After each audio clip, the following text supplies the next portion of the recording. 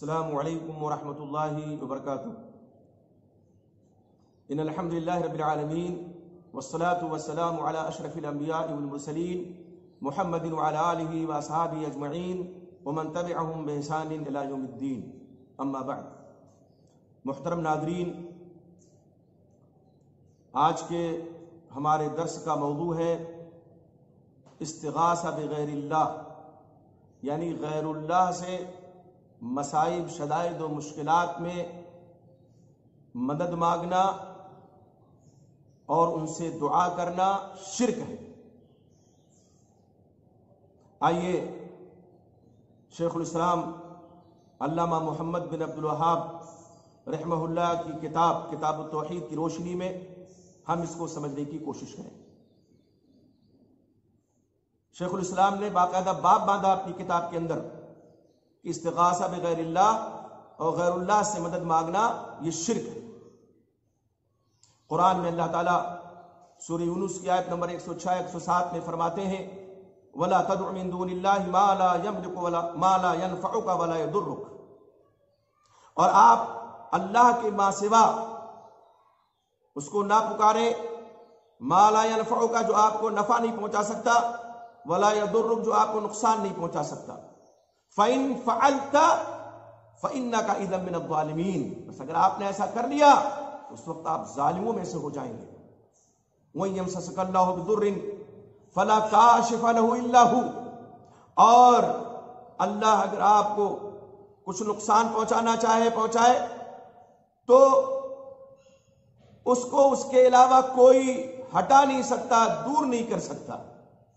خطاب اللہ کے نبی محمد رسول اللہ صلی اللہ علیہ وسلم سے، اس ہستی اقدس و مقدس سے جو شرک کرنے کے بارے میں تصور تک نہیں کر سکتے، سوچ نہیں سکتے۔ یہاں خطاب آپ سے کیوں؟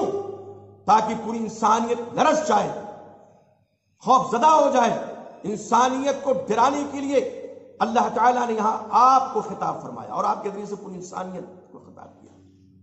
دوسری جگہ اللہ رب العزت کا ارشاد ہے امن یجیب المضطر اذا دعاہ وَيَكْشِفُ السُّوءَ وَيَجْعَلُكُمْ خُلَفَاءَ الْأَرْضِ أَإِلَٰهٌ مَّعَ اللَّهِ قَلِيلًا مَّا تَذَكَّرُونَ۔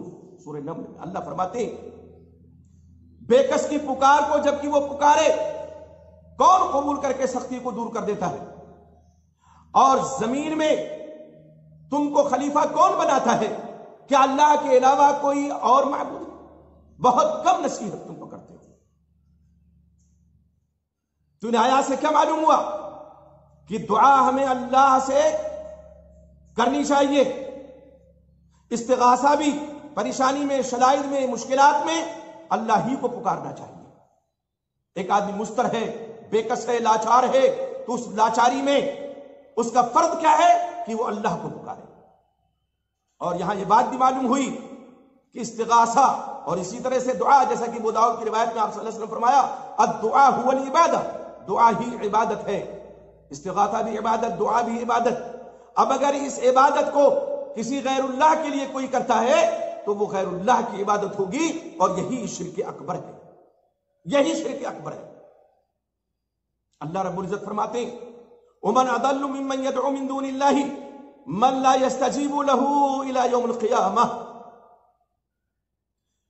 اس شخص سے بڑا گمراہ کون ہے جو اللہ کے علاوہ ایسے کو پکارے جو اس کی پکار قیامت تک نہیں سن سکتا، قبول نہیں کر سکتا، اس کو پکارتا۔ اس سے بڑا گمراہ کون ہو سکتا ہے؟ تو ایسا سب گمراہ بھی ہے اور مشرک بھی ہے جو غیر اللہ سے استغاثہ کرے، مدد مانگے غیر اللہ۔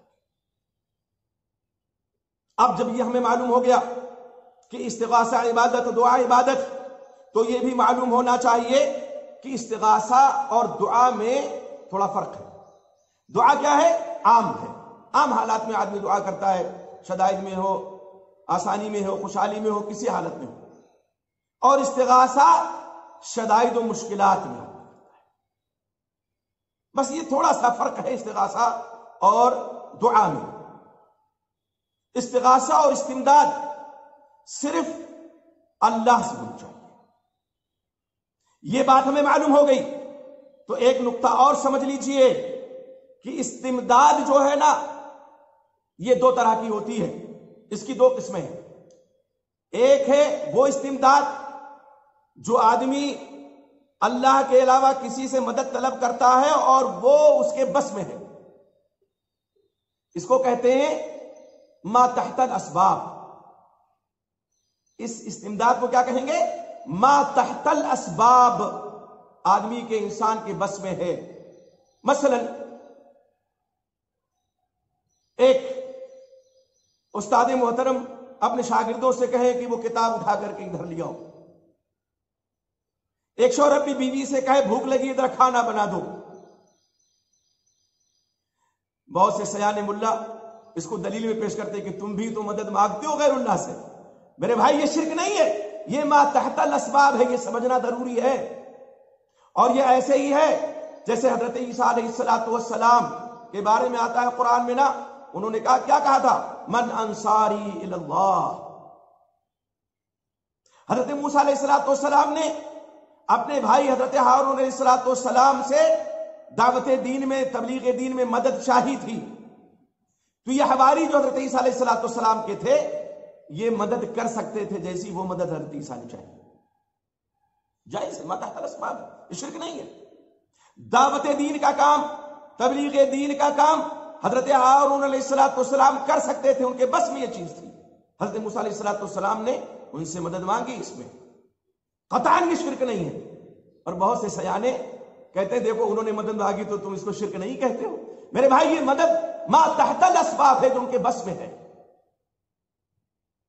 اسی طرح سے دوسری قسم جو ہے استمداد کی وہ ما فوق الاسباب، کہ انسان کے بس میں نہ ہو، جیسے لڑکا دینا، لڑکی دینا، صحت دینا، تندرستی دینا، یہ اللہ کے علاوہ کسی کے بس میں نہیں. اسی طرح سے فوت شدہ جو انسان ہے، اسباب سارے کیوں نہ ایسے رکھے ہوئے ہو لیکن اس کا ہاتھ ہل نہیں سکتا اس لیے کہ وہ وفات پا چکا ہے، تو یہ اس کے بس میں نہیں ہے. ایسے استمداد کو کیا کہتے ہیں؟ استمداد ما فوق الاسباب، اسباب کے بڑے. یہاں سبب نہیں کوئی اپنا سکتا ہے. تو یہ سمجھنا ضروری ہے شرک کون سی استمداد ہے؟ وہ جو ما فوق الاسباب، وہ استمداد جو ما فوق الاسباب. بہت سے لوگ استمداد لغیر اللہ اور استغاثہ بغیر اللہ کے لیے دلیل دیتے ہیں قرآن کی آیت سورہ بقرہ کی. کہتے ہیں قرآن میں اللہ فرماتے ہیں یا ایھا الذین آمنوا استعینوا بالصبر والصلاۃ ان اللہ مع الصابرین. یا ایھا الذین آمنوا استعینوا بالصبر والصلاۃ ان اللہ مع الصابرین. اے ایمان والو، کہتے ہیں اللہ کہتے ہیں دیکھو اے ایمان والو صبر سے مدد مانگو، صلاۃ سے مدد مانگو، بے شک اللہ صبر کرنے والوں کے ساتھ ہے. تو صبر بھی غیر اللہ، صلاۃ بھی غیر اللہ، تو غیر اللہ سے مدد مانگنا ہوا کہ نہیں؟ وہ استمداد غیر اللہ ہے کہ نہیں ہے؟ ہم ایسی دلیل پہ یہی کہیں گے آیت ہے قرآن کی، سچی آیت ہے، ظاہر ہے، سورہ بقرہ کی آیت ہے، 153 نمبر ہے. لیکن استدلال اس سے کیسے باطل ہے؟ ہم کہیں گے ایسے موقع پہ کہ اندھے کو اندھیرے میں بڑی دور کی سوجھی، اور ہم یہ کہہ سکتے ہیں کہ دھوکہ دیتے ہیں یہ بازیگر کھلا. آپ دیکھیے یہاں اللہ نے مدد مانگنے کے لیے کہا، لیکن کس سے مدد مانگی جائے گی؟ اللہ سے استمداد ہم کریں گے. کس کے ذریعہ سے کریں گے؟ صبر کر کے کریں گے، نماز پڑھ کے کریں گے. تو صبر کے ذریعہ استمداد، نماز کے ذریعہ استمداد. یہ نہیں کہ ہم یہ کہیں اے صبر ہماری مدد کر دے، اے نماز ہماری مدد کر دے. یہ عوام کو دھوکہ دینے کے لیے قرآن کی آیات کی اس طرح لوگ تحریف کرتے ہیں. الحمد للہ کہتے ہیں دیکھو صبر سے مدد مانگتے ہو غیر اللہ ہے صبر. چیخ چیخ کر کے ہم نے ایک صاحب کو سنا خطاب کرتے ہوئے گلے کی پوری طاقت استعمال کر رہے ہیں وہ، اور کہتے ہیں دیکھو یہ صبر بھی غیر اللہ ہے، یہ نماز بھی غیر اللہ ہے، اور یہ مانگتے ہیں لوگ صبر. یہ آیت پڑھتے ہیں اور اللہ نے کہا ہے مانگنے کے لیے. استغفر اللہ استغفر اللہ. بری عقل دانش بباید گریست. ایسی عقل پہ، ایسی دانش مندی کو پہ رونے کو جی چاہتا، رونا چاہتا. بھائی ہم جب اللہ کی عبادت کریں گے، صبر کریں گے، صبر کرنے کے بعد، اللہ کی عبادت کرنے کے بعد اللہ سے مدد چاہیں گے تو اللہ کی مدد آئے گی آسمانوں سے. اس کا قطعاً وہ مطلب نہیں ہے جو دھوکہ دینے والے لیتے ہیں. اب غیر اللہ سے جو لوگ استمداد کرتے ہیں، استغاثہ بغیر اللہ کرتے ہیں یا دعا کرتے ہیں، استغاثہ شدائد میں دعا عام حالات میں کرتے ہیں۔ آئیے ذرا دیکھیں مکہ کے مشرکین اور کفار جب شدائد و مشکلات میں گرفتار ہوتے تھے تو کس کو پکارتے تھے؟ قرآن مجید میں اللہ رب العزت کا ارشاد گرامی ہے، اللہ فرماتے ہیں وَإِذَا غَشَّهُم مَوْجٌ كَالظُّلَلِ دَعُوا اللَّهَ مُخْلِصِينَ لَهُ الدِّينَ۔ سورہ لقمان میں آیت نمبر 32 میں اللہ کی ارشاد ہے کہ جب موجیں سائبانوں کی طرح سے ان کو گھیر لیتی ہیں، چھا جاتی ہیں ان پر، دعوا اللہ مخلصین لہ الدین، تو خلوص کے ساتھ اعتقاد کر کے اللہ ہی کو پکارتے ہیں۔ کون پکارتے ہیں؟ یہ مکہ کے کافر، مکہ کے مشرک۔ دیکھیے تو صحیح، ان کی کشتی جب بھنور میں پھنستی تھی تو وہ صرف اللہ کو پکارتے تھے، اور آج کتنے اسلام کے دعوے دار ہیں، ان کی کشتی جب بھنور میں پھنستی ہے تو کیا کہتے ہیں؟ بغیر دابے بلا افتاد کشتی، مدد کن یا معین الدین چشتی۔ اللہ اکبر، مصیبت کے بھنور میں کشتی پھنس گئی ہے، اے معین الدین چشتی مدد کو آ جائیے۔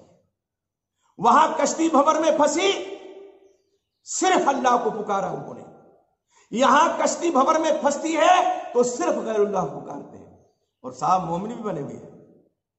ہے نا تعجب کی بات، ہے نا یہ حیرتناک بات۔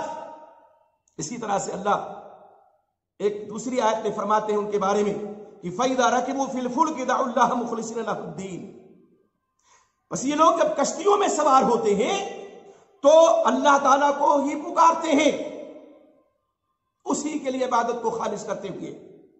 فَلَمَّا نَجَّاهُمْ إِلَى الْبَرِّ إِذَا هُمْ يُشْرِكُونَ، اور جب انہیں خشکی کی طرف اللہ بچا لاتا ہے تو پھر یہ شرک کرنے لگتے ہیں۔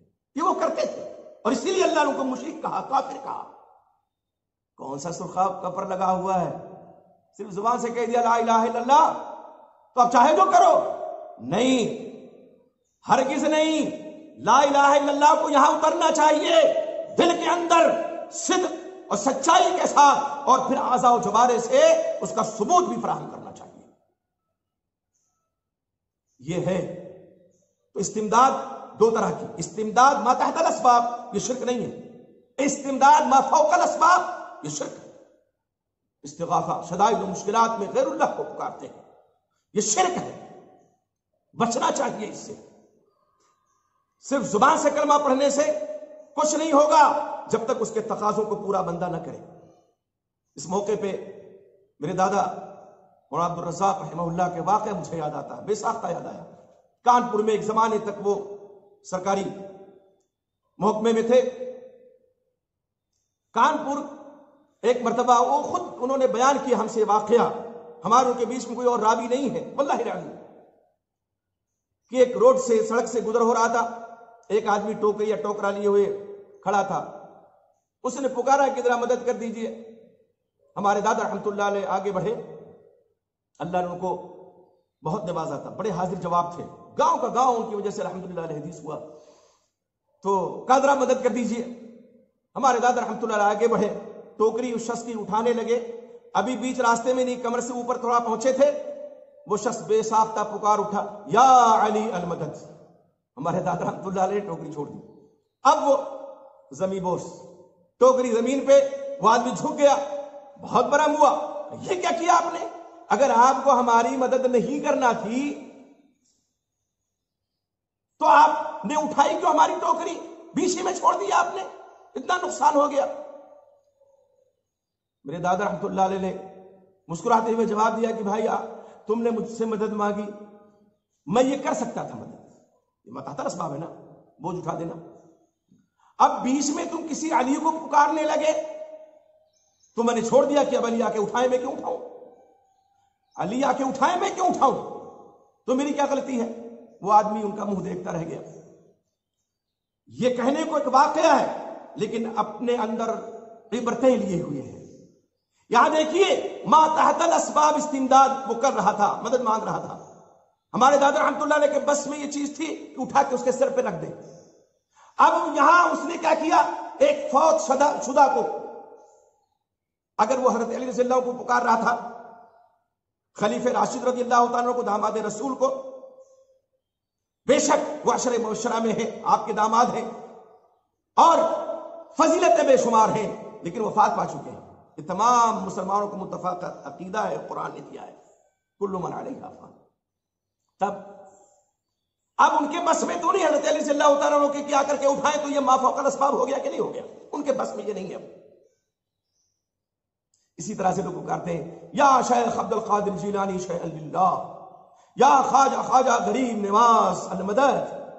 میرے بھائی اس پچڑے میں ہم نہیں پڑھنا چاہتے کہ خواجہ کہنا کسی کو درست ہے کہ نہیں درست ہے، وہ ایک الگ بحث ہے.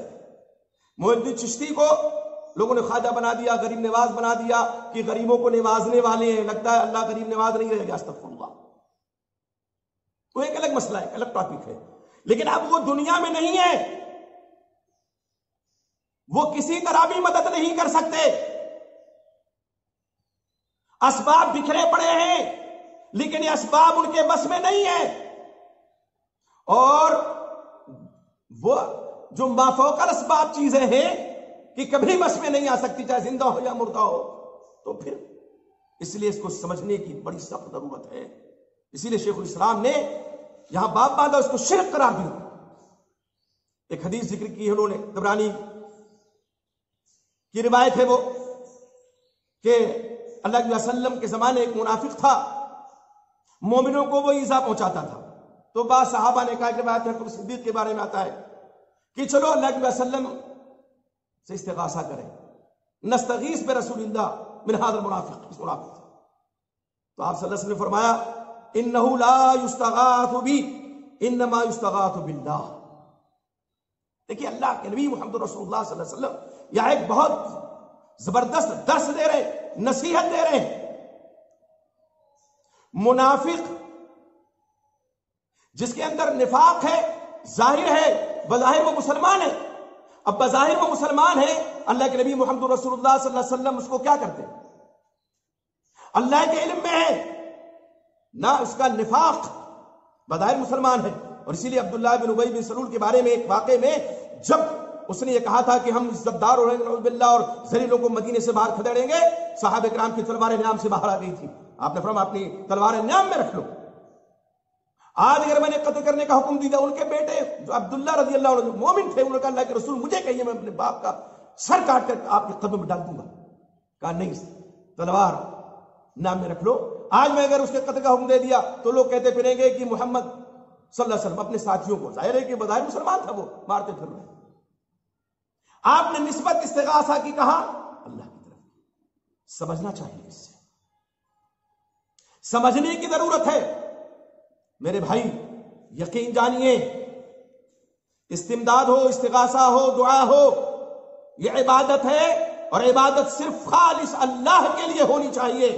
اگر غیر اللہ کا شائبہ بھی ہوگا تو یہ غیر اللہ کی عبادت ہو جائے گی، اللہ کی عبادت نہیں رہے گی. اخلاص کے ساتھ آپ اللہ کو پکاریں. نبی ہو، ولی ہو، کوئی بھی ہو، کسی سے استمداد ما فوق الاسباب نہیں کر سکتے. استغاثہ نہیں کرنا چاہیے.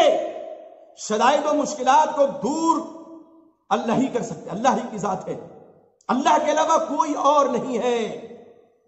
تو یہ استغاثہ بغیر اللہ کے تعلق سے، غیر اللہ سے دعا مانگنے کے تعلق سے کچھ وضاحت تھی جس کو سمجھنا ہر مسلمان کے لیے ضروری ہے. آپ اس کو فرض سمجھیں. اگر اس کو سمجھیں گے نہیں تو خطرہ ہے کہ نہ سمجھنے والے لوگ شرک کی کھائی میں اترنا چاہیں. تو شرک کے گڑھے میں نہ اتریں ہم آپ اور مسلمان. اس کے لیے ضروری ہے کہ ہم استمداد کی ان دونوں قسموں کو بھی سمجھیں، استغاثہ کو بھی سمجھیں، دعا کو بھی سمجھیں، اور یہ سمجھیں کہ یہ عبادت ہے، اور یہ سمجھیں کہ عبادت صرف اللہ کے لیے. وما امروا الا ليعبدوا الله مخلصين له الدين. سب کو اسی بات کا حکم دیا گیا ہے کہ اخلاص کے ساتھ اس کے لیے عبادت کو خالص کرتے ہوئے صرف اللہ واحد کی پرستش کریں، صرف اس کی عبادت کریں. تو میرے بھائی یہ استمداد ما فوق الاسباب، استغاثہ، دعا، یہ عبادت ہے. اور اس عبادت میں غیر اللہ کو شریک نہ ٹھہرائیں. اللہ سے دعا کریں کہ اللہ تعالیٰ ہر قسم کے شرک سے ہمیں اور آپ کو مامون محفوظ رکھے. آمین. السلام علیکم ورحمۃ اللہ وبرکاتہ.